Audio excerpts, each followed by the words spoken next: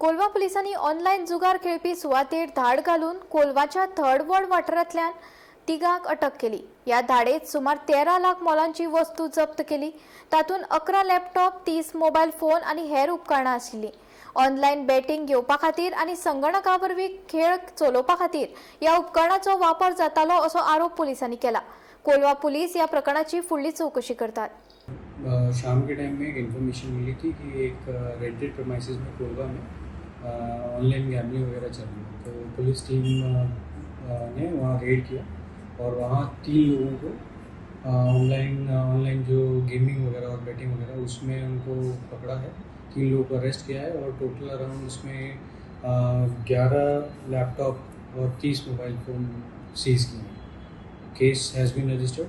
3 लोगों को अरेस्ट किया जा चुका है, बाकी की उसमें फर्दर इन्वेस्टिगेशन चल रही है।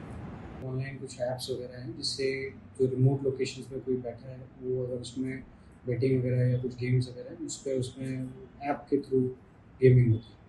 तो अभी तक फिलहाल नहीं।